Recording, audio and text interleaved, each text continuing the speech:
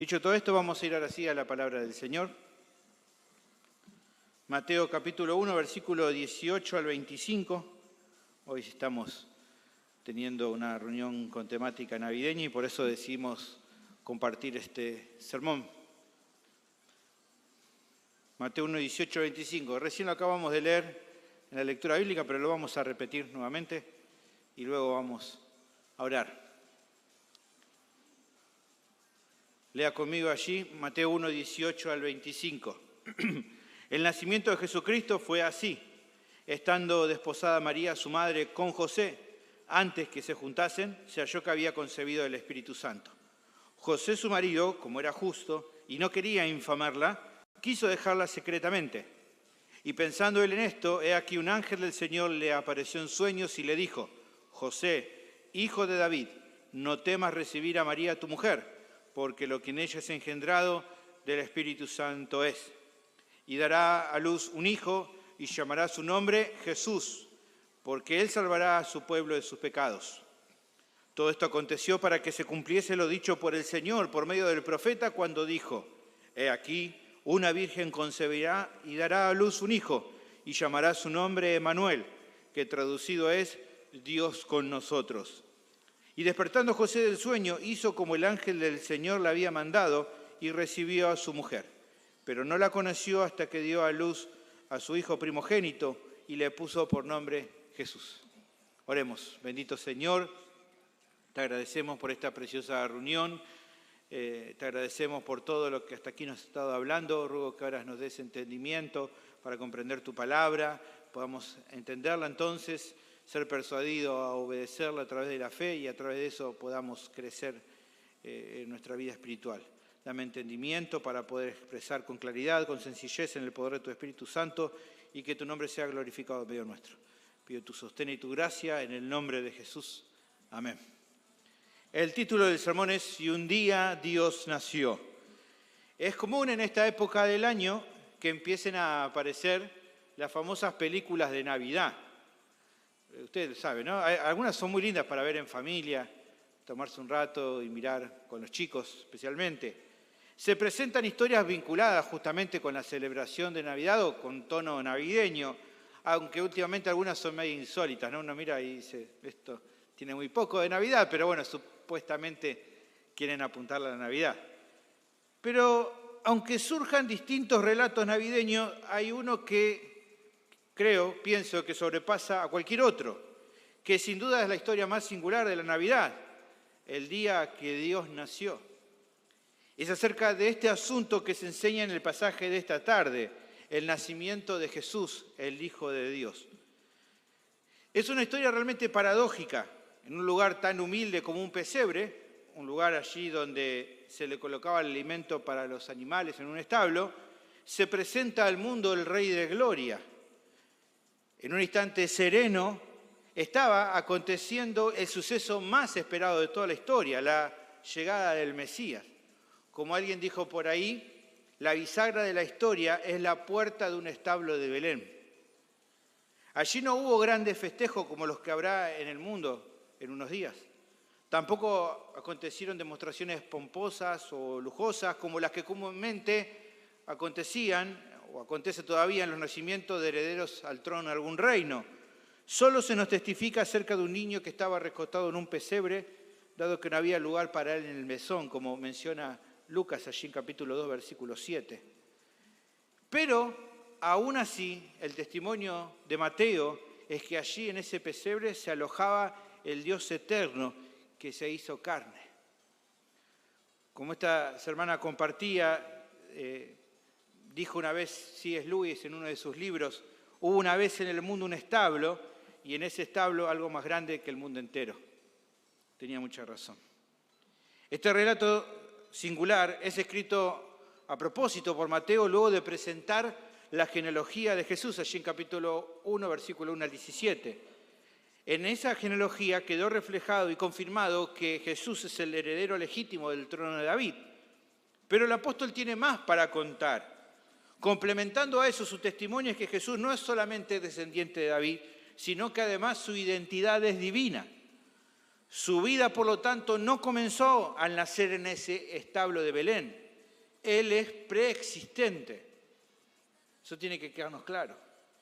Hace un par de años el pastor Isaías nos compartía un devocional que decía al respecto lo siguiente: su nacimiento no fue el origen de una nueva persona, sino la venida al mundo de una persona infinitamente anciana. El misterio del nacimiento de Jesús no consiste únicamente en que nació de una virgen. Dios quiso que ese milagro sea testimonio de un milagro aún más grande, que el niño nacido en Navidad era una persona que existió desde tiempos antiguos, desde los días de la eternidad.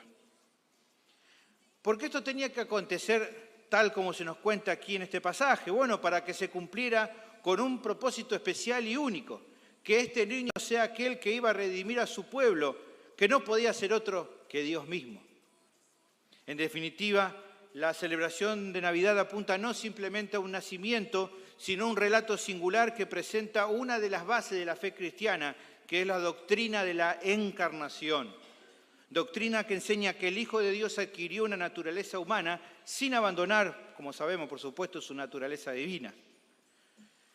Ahora bien, el testimonio de Mateo tenía implicancias hermosas para la vida de sus oyentes. Le daba razones de peso para aferrarse de todo corazón y seguir a Jesús, el que un día se presentó ante el mundo afirmando que era el Mesías, el Hijo de Dios que había venido a salvar a aquellos que justamente le estaban esperando. Creo que entonces, en víspera de una nueva celebración de la Navidad, es un buen momento para recordar este pasaje, porque así como para aquellos oyentes, esta enseñanza puede ser de mucha bendición para nuestras vidas. El tema del sermón es el siguiente: el nacimiento singular de Jesús revela su divinidad. Este es el tema.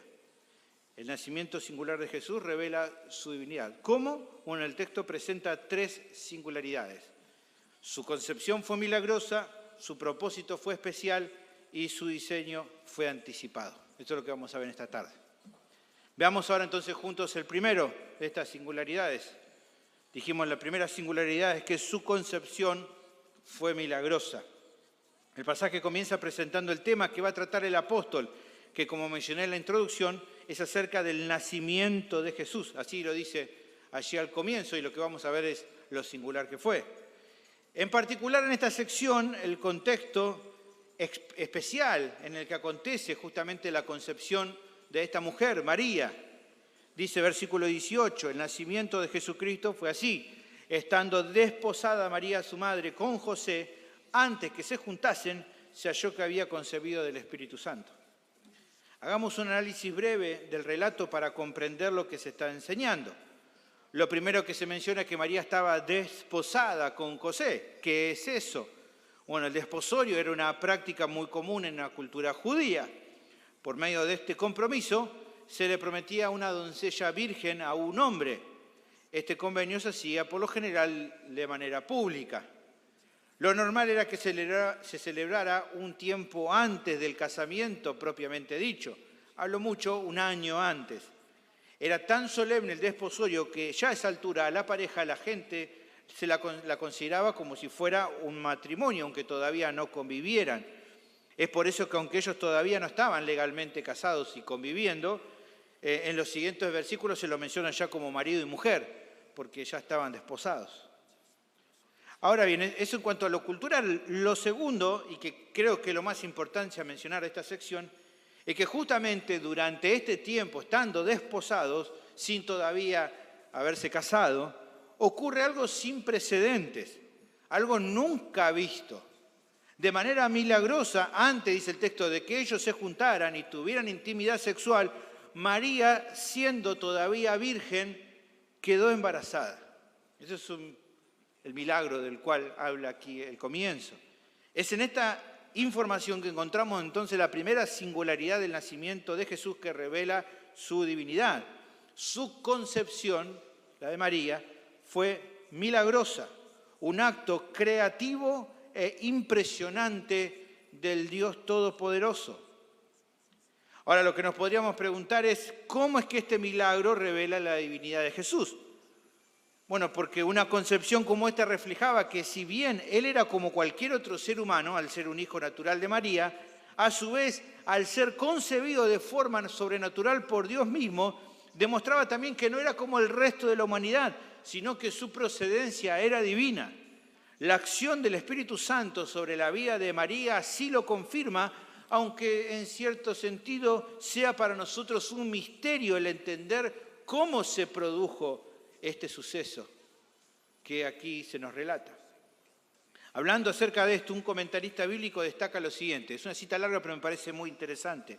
Él dice lo siguiente: la virginidad de María protegió mucho más que su carácter moral, su reputación y la legitimidad del nacimiento de Jesús. Protegió la naturaleza del divino Hijo de Dios. Al niño nunca lo llaman el hijo de José, a José nunca se le llama padre de Jesús, y a José no se lo menciona tampoco en el cántico de alabanza de María, aquel que está en Lucas capítulo 1, versículo 46 al 55. Si Jesús hubiera sido concebido por la acción de un hombre, fuera José o alguien más, no podría haber sido divino ni habría podido ser el Salvador. Sus propias afirmaciones acerca de él mismo habrían sido mentiras y su resurrección y ascensión habrían sido también grandes engaños. Por tanto, la humanidad habría permanecido perdida y condenada para siempre. Obviamente, la concepción de Jesús por parte del Espíritu Santo es un gran misterio. Incluso si Él hubiera querido hacerlo, ¿cómo podía Dios habernos explicado en términos que pudiéramos comprender el modo en que tal mezcla divino de lo divino y humano pudo haberse logrado? No podíamos haber imaginado más esa condición de lo que podemos imaginar acerca de que Dios creara el universo de la nada, que Dios sea tres personas en una, o que Él otorgue una naturaleza espiritual totalmente nueva a quienes confían en su Hijo. Comprender tales asuntos tendrá que esperar hasta que lleguemos al cielo, cuando veremos a nuestro Señor cara a cara y conoceremos exactamente cómo hemos sido conocidos por completo. En definitiva, aceptamos el hecho por fe. Muy claro y muy entendible lo que aquí dice este comentarista. Ahora, habiendo entendido el concepto teológico, lo que queda por comprender es respecto a cuál es la enseñanza que a través de esta sección el apóstol le quiere dar a su audiencia original. Dijimos que todo lo que está escrito tiene que tener un propósito. Bueno, considero que el foco más probable es la lucha que podían afrontar los oyentes de Mateo en sus mentes en cuanto a aceptar la veracidad de este relato. ¿Cómo podemos dilucidar eso? Bueno, algo de esto se podría ir comprobando cuando justamente a continuación el apóstol nos cuenta acerca de la primera reacción de José, el esposo de María. Dice versículo 19, lea conmigo: José su marido, como era justo y no quería infamarla, quiso dejarla secretamente. Por medio del relato del Evangelio, según Lucas, sabemos que María había recibido con anterioridad la noticia de su embarazo milagroso. Un ángel ya le había avisado de lo que iba a pasar. Allí en Lucas capítulo 1, versículo 26 hasta el 35 se le cuenta acerca de esto. Se le adelanta que ella iba a quedar embarazada por medio de la obra del Espíritu Santo. Ella mostró, en ese relato vemos humildad y sumisión en aceptar la voluntad de Dios y fe en creer que el Señor, lo que Él dijo que iba a hacer, lo iba a cumplir en ella. Si usted lee allí el relato va a encontrar que ella primero entrada y dice: ¿cómo puede ser posible esto? Si yo, ¿cómo voy a quedar embarazada si no conozco varón? Y entonces ahí el ángel explica acerca del milagro. Bueno, al final ella dice en versículo 38 de Lucas 1, entonces María dijo: he aquí la sierva del Señor, hágase conmigo conforme a tu palabra. Y el ángel se fue de su presencia. Así que María ya sabía sobre la situación, pero en el caso de José podemos notar su estupor, ya que la situación le sonaba como algo inconcebible. Y por eso nos cuenta Mateo que él estaba considerando cancelar la boda, no seguir adelante con la relación. Tenía dos opciones para tomar. La primera de la alternativa podía ser romper el compromiso públicamente con María. Lo que ahí tendría que pasar es que él tenía que dar el motivo por el cual lo hacía. En este caso podía ser una aparente infidelidad de ella. Pero la Biblia nos dice aquí que como José era un hombre justo, tenía pensado tomar otra alternativa, abandonar el vínculo, pero de forma privada, dice el texto, secretamente, para que ella no recibiera el escarnio público por lo que aparentemente parecía que había hecho. Bueno, en medio de esta situación en la cual José estaba meditando qué decisión tomar, es que el apóstol nos cuenta de otra nueva intervención del cielo. Dice allí versículo 20, y pensando él en esto, he aquí un ángel del Señor le apareció en sueños y le dijo, José, hijo de David, no temas recibir a María tu mujer, porque lo que en ella es engendrado del Espíritu Santo es. Dios envió un ángel que le trajo un mensaje en visión a José mientras dormía. Lo primero que hace el ángel, darle aliento y aclararle la situación de su prometida. Le anima a que no rompa su compromiso con María y que no tuviera temor en tomarla como esposa. Que en verdad, obviamente, ella, por lo que estamos viendo aquí, no le había sido infiel y que el embarazo justamente era una obra poderosa y milagrosa del Espíritu Santo. Le aclara la situación. Por lo tanto, el ángel le pidió que reciba a su prometida en su casa. Esta declaración es la que pienso que brinda el énfasis en el cual la audiencia original debía reflexionar. Claro que al pensar desde un punto de vista humano, la concepción de una virgen resulta ser algo imposible de aceptar. Pero eso es justamente lo que pasó. Era necesario para que entonces ese niño pudiera ser tanto hombre como Dios. La reacción de los oyentes podría parecerse a la de José, pero el testimonio de Mateo es claro. Así como este hombre era animado a no temer, sino a confiar, cada creyente también debe creer de todo corazón en esta doctrina, porque de ella depende justamente nuestra misma fe. ¿Cuál debía o debería ser el motivo central que debía despejar las dudas del corazón tanto de María como la de José, como la de cada cristiano fiel que aprende acerca de esta concepción única y milagrosa? La misma que el ángel le dio primeramente a María, allí en Lucas 1:37. Lo que le dijo básicamente es, no hay nada imposible para Dios. Claramente que él podía hacer esa obra y de hecho lo hizo. Lamentablemente cabe decir que lejos de defender y sostener el testimonio fiel de esta sección, muchas personas en la historia lo han cuestionado a este testimonio y se resisten a aceptarlo tal como se lo cuentan. Les parece imposible que pueda haber ocurrido algo así como aquí literalmente Mateo nos cuenta que aconteció. Y por eso empiezan a tejer argumentos, alternativas, digamos, absurdas, tratando de solucionar el conflicto que a ellos les genera el no poder explicar de manera natural este milagro. Pero que hay que decir que en general no se debe esas dudas a raíz de un sano cuestionamiento, sino de una incredulidad disfrazada. No creen en el Señor, en definitiva, y por eso inventan en muchas ocasiones historias así. Sin embargo, para los cristianos genuinos, esta enseñanza es fundamental. La aceptamos como verdadera y no estamos dispuestos a transigir de quienes la descartan. A un cristiano nunca se le ocurriría negar la concepción milagrosa de Jesús, como él fue concebido en el vientre de María. Confiamos que la concepción virginal de María es un milagro divino, así lo definimos, como un milagro. Y aunque a muchos les pueda resultar ilógico, decimos, no es ilógico, porque Dios mismo obró, y Dios tiene poder para hacer lo que quiera.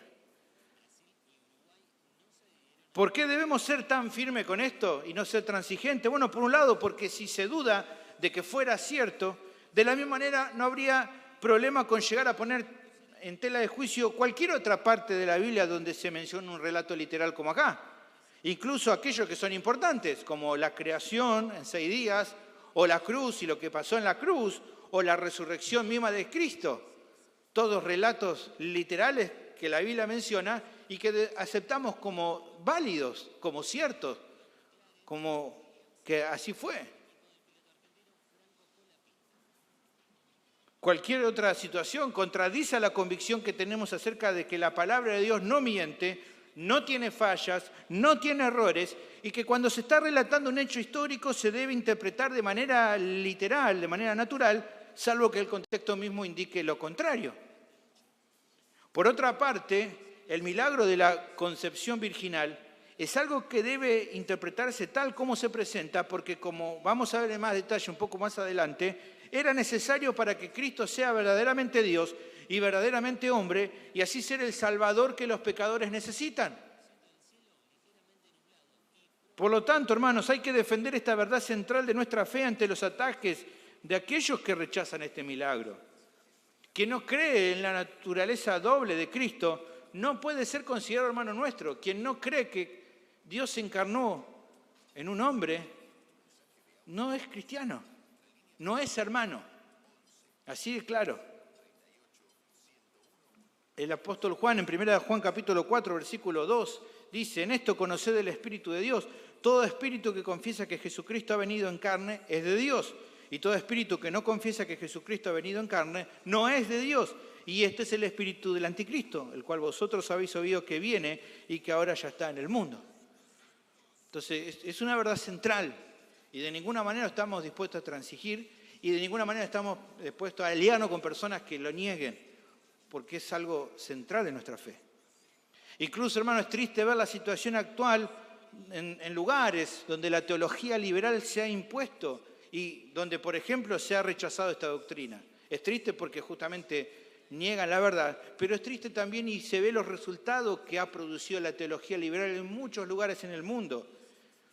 Lugares donde antes la predicación de la palabra obraba en los corazones, ya ahora hay iglesias que están completamente vacías.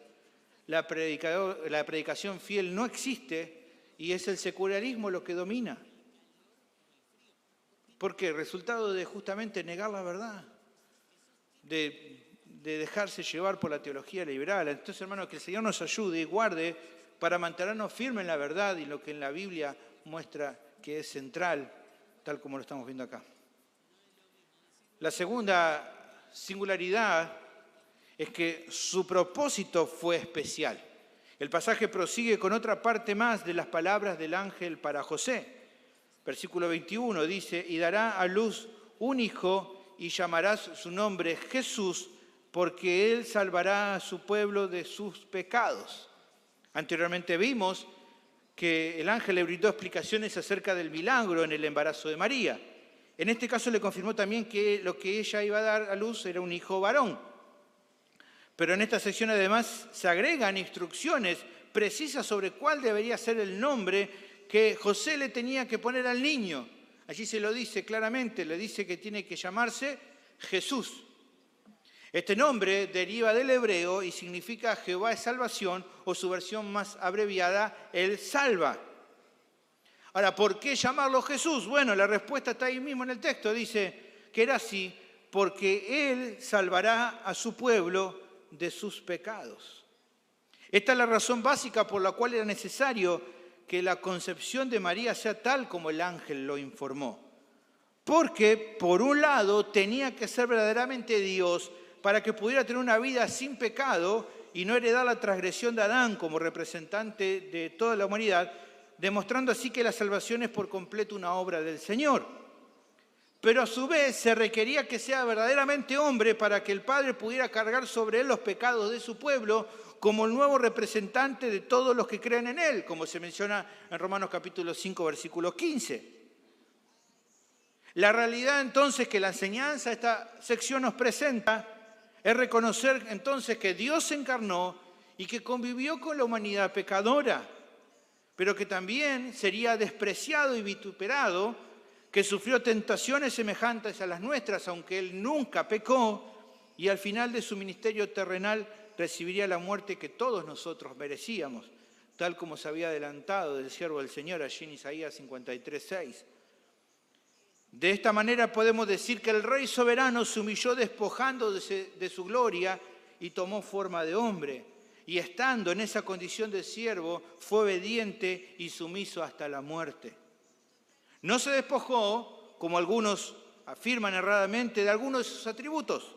De ser así tenía que dejar de ser Dios, y eso es imposible, sino que Él fue un Rey misericordioso que decidió bajar de su trono real para convivir entre nosotros los pecadores. Así lo explica el apóstol Pablo en Filipenses capítulo 2, versículo 5 en adelante. Haya pues en vosotros este sentir que hubo también en Cristo Jesús, el cual siendo en forma de Dios, no estimó el ser igual a Dios como cosa que aferrarse, sino que se despojó a sí mismo, tomando forma de siervo, hecho semejante a los hombres, y estando en la condición de hombre, se humilló a sí mismo, haciendo su obediencia hasta la muerte y muerte de cruz. Por lo tanto, hermanos, la mayor muestra de humildad de Cristo no fue el haber venido a nacer en un pesebre, como muchos indican. Incluso si Él hubiera nacido en el mejor de los palacios de toda la historia, su mayor expresión de humillación fue encarnarse en ese niño que nació en Belén. El nacimiento singular de Jesús, entonces, estamos viendo que revela su divinidad. Como la segunda singularidad que el texto nos presenta es que su propósito fue especial. Esto es lo que Mateo quiere enseñar a su audiencia y que también nosotros podemos aprender. Mirémoslo de este modo. Pensémoslo así, mire. Seguramente cuando un matrimonio se entera de que van a tener un niño, un bebé, en algún momento sueñan o proyectan respecto a lo que será la vida de ese hijo. Lo imaginan como un hombre de bien o como una mujer de bien, que tal vez pueda terminar una carrera universitaria o que al menos sea una persona trabajadora y respetuosa de los demás. Bueno, todo eso es bueno, ni hablar. Pero siendo honesto, más allá de los deseos, de la ayuda que le puedan dar y de la planificación de los padres, en cierto modo, ese hijo terminará llegando a ser aquello por lo que él mismo se esfuerza en su vida adulta. Digamos que de cierto modo no existe una ruta trazada para nuestros hijos. Bueno, en ese sentido, con Cristo fue algo especial y diferente a todos los niños que han nacido. El propósito de su vida en la tierra estaba plenamente determinado incluso antes de nacer. Uno que incluso ningún otro ser humano antes o después de él habría de cumplir. Se iba a llamar Jesús con justa razón porque Él era el Dios que vino a salvar a su pueblo de sus pecados. La Biblia nos cuenta acerca de otras personas de las que se adelantó algo de lo que harían en su vida, como por ejemplo ya hemos leído acerca de Juan el Bautista, del cual se cuenta parte de su ministerio allí en Lucas capítulo 1, versículos 15 y 16. Pero con ningún otro hombre, con ningún otro niño, ninguna otra persona, se daría una ruta tan clara y sobre todo tamaña responsabilidad en toda la historia humana. Solo Jesús vino al mundo, solo Jesús nació en este mundo para venir a salvarnos. Como dice el apóstol Juan en su evangelio, allí en capítulo 3, versículo 17, porque no envió Dios a su Hijo al mundo para condenar al mundo, sino ¿para qué? Para que el mundo sea salvo por Él. Un propósito especial. ¿Usted escuchó una vez que se dijera algo así de otro niño? Que el mundo sea salvo por el Señor. No, solamente de Jesús se dice eso. Solo de Él. Por eso, como también afirma Hechos capítulo 4, versículo 12, en ningún otro hay salvación fuera de Jesús. Ahora, creo que lo visto en esta sección nos debería hacer reflexionar en cuanto al propósito de la obra de Cristo y lo que eso implica en la celebración de esta semana que va a comenzar. Él vino a la tierra para morir y con su muerte poder salvarnos de nuestros pecados. Así que entonces el pesebre de Belén que esta historia nos presenta y que muchos con entusiasmo lo arman al celebrar la Navidad, entendemos que no fue un fin en sí mismo. Más bien podemos decir es un medio para un propósito más glorioso, la cruz. Por lo tanto, los creyentes en estos días de Nochebuena y Navidad no debemos olvidar que el milagro del nacimiento de Cristo apunta directamente hacia su crucifixión. A eso nos tiene que llevar a pensar. ¿Por qué es importante eso? Bueno, porque al considerar esta verdad vamos a ser animados a adorar al Señor durante esta semana especial, pero también cada día de nuestras vidas. Y para que eso genere un deseo de honrarlo, de seguirlo, la Navidad nos tiene que llevar a honrar al Verbo que se hizo carne y que por amor a nosotros entregó su vida en la cruz para que a través de su sacrificio podamos ser reconciliados con Dios. Tiene que ser así, hermanos. Pensar en su nacimiento nos tiene que llevar a esa cruz preciosa. Finalmente, la tercera singularidad es que su diseño fue anticipado. El texto prosigue con el apóstol haciendo una aclaración respecto a lo que estuvo contando acerca del nacimiento de Jesús. Dice versículo 22, todo esto aconteció para que se cumpliese lo dicho por el Señor por medio del profeta, cuando dijo, he aquí una virgen concebirá y dará a luz un hijo, y llamará su nombre Emmanuel, que traducido es Dios con nosotros. ¿Qué es lo que Mateo quiere decir con esto? Bueno, recuerda que con la concepción y el nacimiento milagroso del Señor se estaba cumpliendo con lo que había sido anticipado por el profeta Isaías. La referencia aquí que menciona del texto es a Isaías capítulo 7, versículo 14. De acuerdo a ese pasaje del profeta Isaías, una virgen iba a concebir y daría a luz un hijo. Y ese hijo se llamaría Emmanuel, que dice el texto que significa Dios con nosotros. Esto da a entender con claridad que este niño que nació en Belén, evidentemente no fue ni un ángel poderoso, ni la primera criatura que Dios hizo, ni simplemente un profeta importante enviado desde el cielo, como enseñan algunas religiones falsas acerca de Jesús. Muchas religiones falsas no niegan que Jesús haya venido, pero no lo identifican como el Dios que se hizo carne. Sino que, como dice aquí la Biblia, Él era el Dios mismo encarnado que vino al mundo para salvarnos.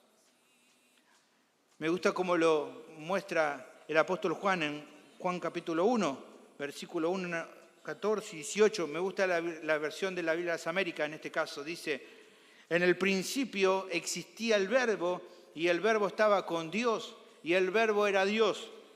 Versículo 14, y el Verbo se hizo carne y habitó entre nosotros y vimos su gloria, gloria como del unigénito del Padre, lleno de gracia y de verdad.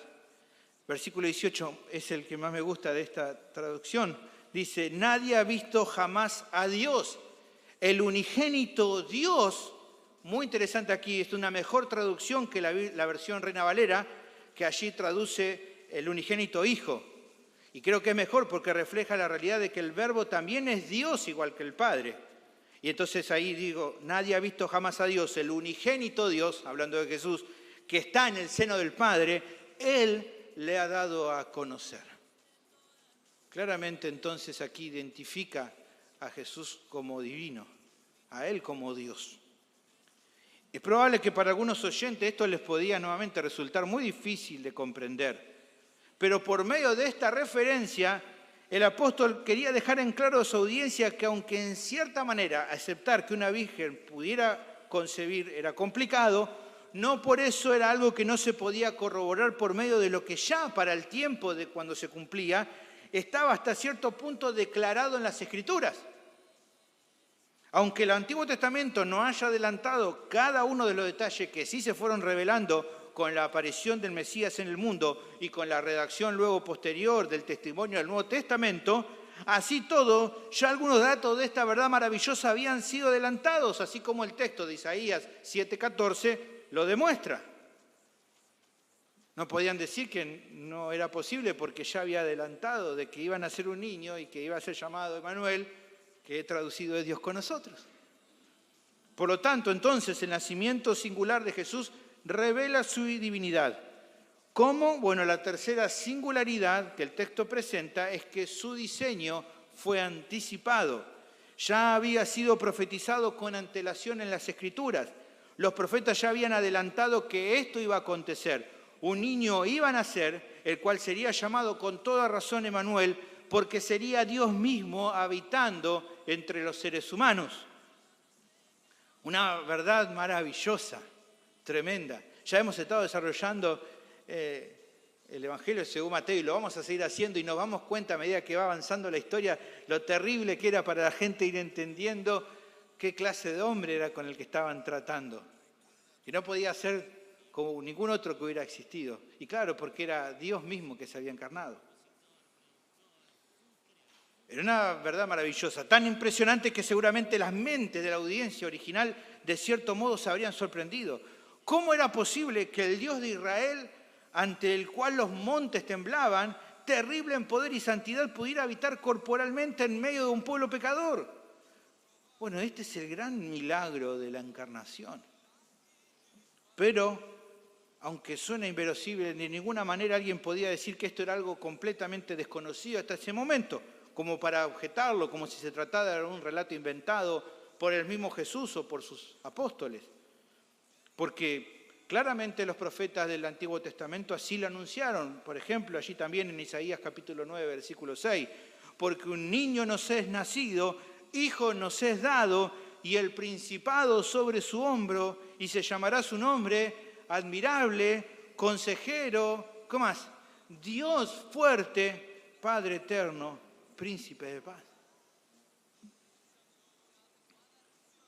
Pero incluso es correcto aclarar que el mismo Antiguo Testamento no solo anticipaba este nacimiento singular, sino que también en Cristo se cumplirían otros eventos especiales, los cuales justamente son ratificados en el Nuevo Testamento. Este niño sería el profeta que tomaría el lugar de Moisés, como se anticipa en Deuteronomio 18:15 y se ratifica en Hechos capítulo 3, versículo 22. Es el descendiente de Abraham en el cual serían benditas todas las naciones de la tierra, adelantado en Génesis 22:18 y ratificado en Hechos capítulo 3, versículo 25 y en Gálatas capítulo 3, versículo 16.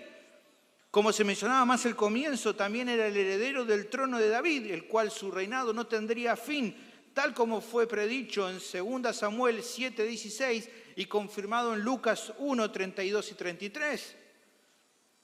Asimismo, además, sería el siervo sufriente, del cual también anunció el profeta Isaías en Isaías capítulo 53, versículo 1 al 5, y ratificado por el apóstol Pedro en 1 de Pedro 2:24.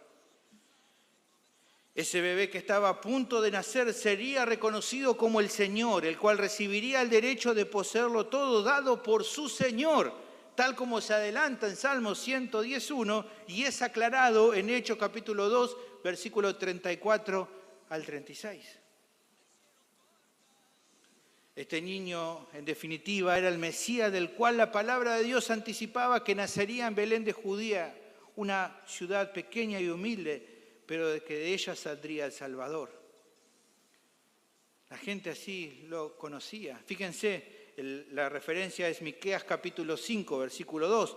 Pero tú, Belén Efrata, pequeña para estar entre las familias de Judá, de ti me saldrá el que será Señor en Israel, y sus salidas son desde el principio, desde los días de la eternidad. Y es muy interesante porque allí en Mateo capítulo 2, cuando presentan los magos de Oriente y quieren saber acerca del lugar donde vendría este Mesías, enseguida los estudiosos de las Escrituras le mencionan allí en Mateo capítulo 2, versículo 4 al 6, y convocado todos los principales sacerdotes y los escribas del pueblo, les preguntó dónde había de nacer el Cristo. Ellos le dijeron, en Belén de Judea, porque así está escrito por el profeta. Y tú, Belén, de la tierra de Judá, no eres la más pequeña entre los príncipes de Judá, pero de ti saldrá un guiador que apacentará a mi pueblo Israel.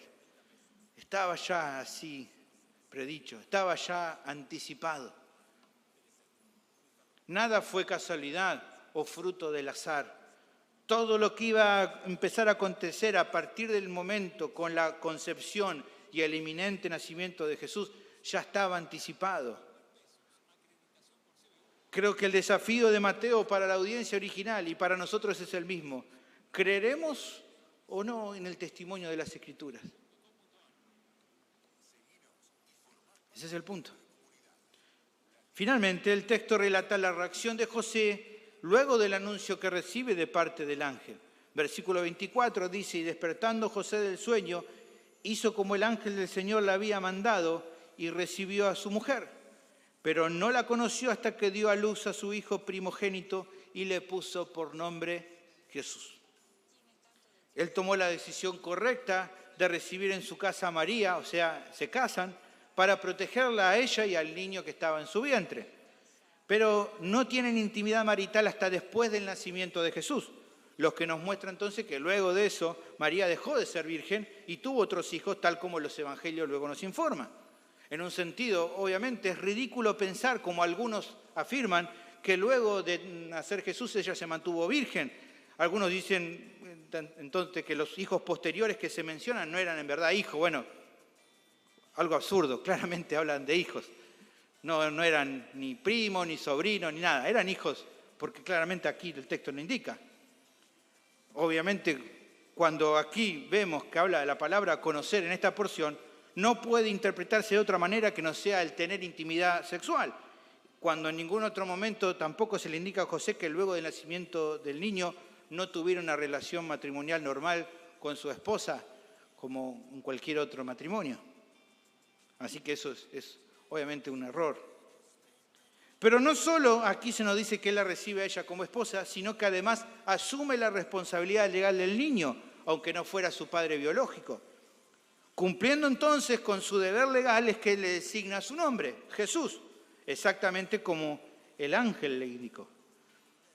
Es notorio, hermanos, claramente aquí que José es un claro modelo para los cristianos, para cada uno de ellos. Un creyente piadoso como José buscará siempre honrar a Dios, confiando y obedeciendo su voluntad en todo, incluso cuando no tenga todos los detalles de por qué Dios le manda a obedecer en algo.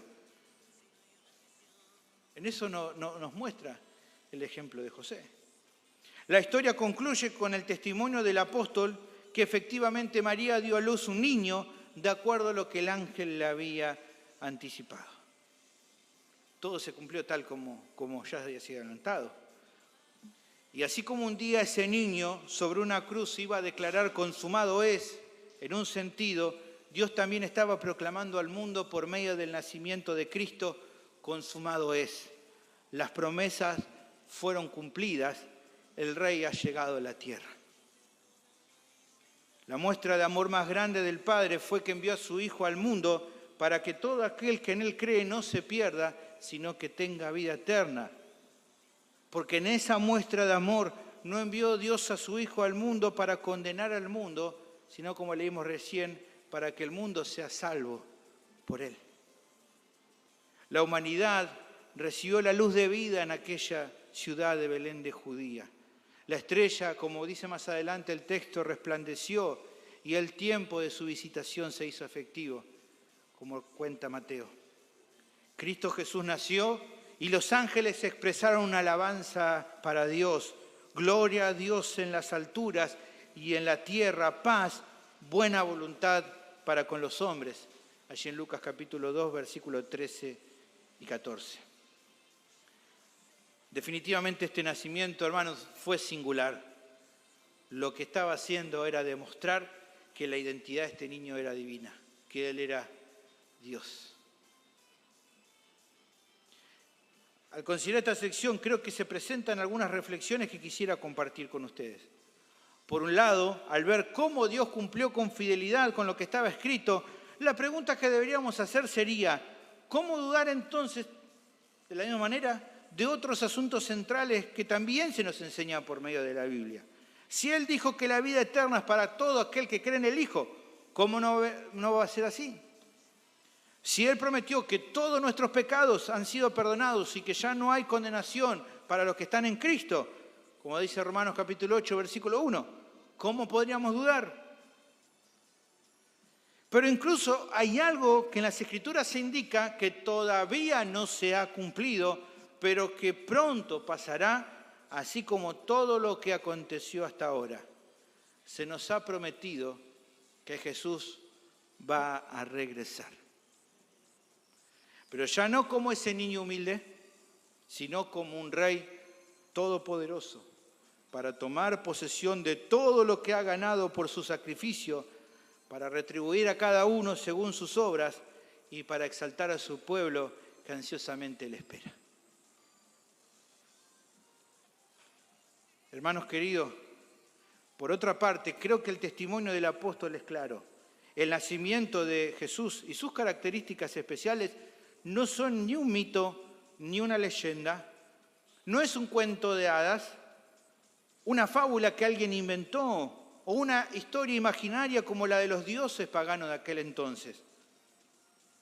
Tampoco es como cuentos de niños de este tiempo, como Papá Noel, el conejo de Pascua, el ratón Pérez. Ni deberíamos enseñar a nuestros hijos que son como esa historia.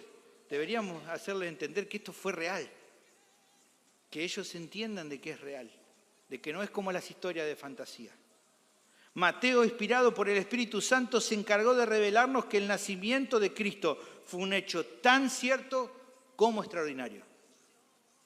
Sin lugar a dudas, fue un antes y después en la historia. Y debemos verlo así. El mundo hoy trata de encontrar motivos que los incentiva a alegrarse cuando llegan esta fecha. Usted sabe, la gente del mundo busca encontrar algo que les genere alegría. Pero lo que no entienden es que sin Cristo no hay nada para festejar. No hay nada.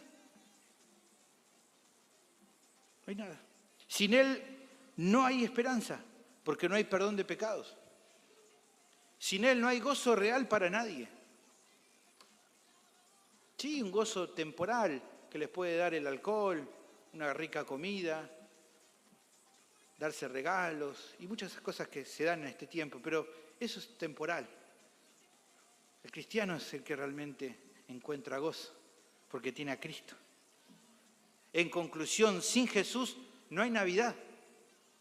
Es solo por medio del Hijo y de su obra redentora que podemos ser reconciliados con el Padre. Por lo tanto, si se quita Jesús del medio, ya no hay razón para que la noche del 24 festejemos. Y es necesario que reflexionemos acerca de esto a la hora de celebrar. Porque a veces podemos entrar en la tentación, en la vorágine de estos días. No permitas que los afanes típicos de estos días, como la comida, como los preparativos, como los regalos y muchas cosas más, te hagan perder de vista el foco más importante en lo cual pensar en esta semana navideña, pero en cualquier otro día, que en ese humilde pesebre nació el Dios eterno que se hizo carne y que Él vino al mundo para salvarnos. Que esa verdad te impulse a alabarlo, sea sobre cualquier otra cosa que te dispongas a hacer esta semana. No pierdas el foco. No dejes que nada te robe lo que realmente importa en esta semana. Creo que otro asunto importante, lo menciono, y siempre intentamos ser sabios con esto, es evitar la confrontación. Hay personas que dicen, no es la fecha exacta, o es una fiesta de origen pagano, no se debe celebrar el 25. Bueno, en cuanto a eso me gustaría decir lo siguiente, esta es mi convicción, si es o no es la fecha, pienso que carece de interés. Lo mismo respecto a las discusiones del origen de la celebración. Pienso que más importante que todo eso es poder recordar y hablar acerca de Cristo cada vez que tengas oportunidad. Y qué mejor que aprovechar esta ocasión donde las personas están más propensas a reflexionar acerca del nacimiento del Señor para justamente predicarles el Evangelio. Siempre me resulta interesante un comentario del pastor John MacArthur hablando acerca de este asunto. Muchas veces lo compartimos porque es muy sabio lo que él dice. Él decía algo así: la iglesia del Señor Jesucristo, la iglesia verdadera de nuestro Señor Jesucristo, así también como la iglesia en general, siempre ha celebrado su nacimiento. Todos entendemos que Él no nació el 25 de diciembre. Todos entendemos que esa fecha en realidad está relacionada con fiestas paganas. Todos entendemos que los árboles de Navidad, los regalos, Papá Noel y tantas otras cosas no son bíblicas. Pero en mi opinión, debemos aprovechar cualquier oportunidad que tengamos para exaltar a nuestro Señor Jesucristo. Haríamos bien si celebráramos su nacimiento todos los días. Haríamos bien si proclamáramos su nacimiento virginal como Dios encarnado todos los días. Pero si el mundo nos quiere dar un día y una época en la cual la humanidad entera se enfoca en la venida del Señor Jesucristo, es importante aprovechar esa oportunidad. Hermanos, no desaprovechemos la ocasión para generar un acercamiento amistoso a los que nos rodean y poder así anunciarles, si es posible, el mensaje de salvación. Así todo, también aclaro que si alguien no desea hacerlo y con sinceridad define que lo mejor es no celebrar en estos días o no usar ciertos elementos navideños como el arbolito o el pesebre, es parte de su libertad cristiana abstenerse. Nadie debería juzgar mal a esos cristianos ni tampoco ridiculizarlos. Tampoco debería acontecer al revés, que aquellos que se abstengan critiquen o juzguen a los que celebran Navidad. Es importante en cuanto a estos asuntos que sigamos el principio que Pablo les da a los cristianos en Roma. Usted sabe, Romanos capítulo 14, versículos 5 y 6. Dice allí, uno hace diferencia entre día y día, otro juzga iguales todos los días. Cada uno está plenamente convencido en su propia mente. Bueno, dice Pablo, el que hace caso del día lo hace para el Señor, y el que no hace caso del día, para el Señor no lo hace. El que come para el Señor come porque da gracias a Dios, y el que no come para el Señor no come y da gracias a Dios. En definitiva, teniendo diferentes opiniones respecto a este asunto, que ni por asomo es esencial a la fe, lo de celebrar la Navidad o no celebrar, lo mejor que podemos hacer es seguir la dirección del apóstol en Romanos 14, 19. Así que sigamos lo que contribuye a la paz y a la mutua edificación. Por último, pienso que también todo esto que hoy hemos visto es un llamado para los que todavía cargan con el peso de sus pecados. Para aquellos que van a celebrar el nacimiento de Jesús, pero que paradójicamente aún Cristo no está con ellos, no están en Cristo, aunque recuerdan a Jesús. Déjame decirte que no hay ninguna fiesta que pueda darte gozo duradero, porque solo tener a Cristo en la vida es lo que da alegría eterna al corazón del hombre. Además, tenés que entender, querido oyente, que ese bebé que nació en Belén un día juzgará a toda la humanidad. Aquellos que rechazaron a Dios o que solo le siguieron de forma superficial serán castigados eternamente en el infierno a causa de no haberse arrepentido de sus pecados. Pero quiero que sepas también, como hoy escuchaste, que el Evangelio informa que hay esperanza para cada pecador. Que si en este mismo día pones tu confianza con sinceridad en el niño que nació en Belén, que es Cristo Jesús, aquel que pagó por todos tus pecados en la cruz, y te arrepentís de todo corazón de tus pecados, recibirás la salvación de tu alma. La promesa del Señor es que si en esta misma tarde lo haces, recibirás el perdón de todos tus pecados y la vida eterna. Y solo cuando haya pasado eso en su vida, comprenderás lo que es realmente celebrar y gozar al recordar el nacimiento de Cristo. Por eso te animo, querido amigo, amiga, en esta misma tarde vení a Jesús. No esperes más. Oremos. Bendito Señor, te agradecemos por tu palabra tan preciosa que habla en nuestras vidas, que produce tanto gozo el recordar este nacimiento singular que nos revela tu identidad divina, que nos muestra y nos confirma que sos Dios que se hizo carne, que vino a salvarnos, que por lo tanto en vos tenemos un Salvador seguro, que en vos se cumpla el plan eterno de Dios y que todo en tu palabra es verdad. Tal como había sido anticipado, viniste al mundo, pero no simplemente viniste para tomar forma de hombre, sino para entregar tu vida como un sacrificio sustitutivo en nuestro lugar. Gracias, Señor, que en esta semana podamos recordarte por medio de la Navidad de una manera que te honre, recordando que tu vida fue especial, que sos el Salvador de nuestras vidas y que a través de eso podamos alabarte y exaltarte, no solo durante esta semana, sino cada día de nuestras vidas, Señor. Te agradezco por este momento, pido que bendigas a continuación en el nombre de Jesús. Amén.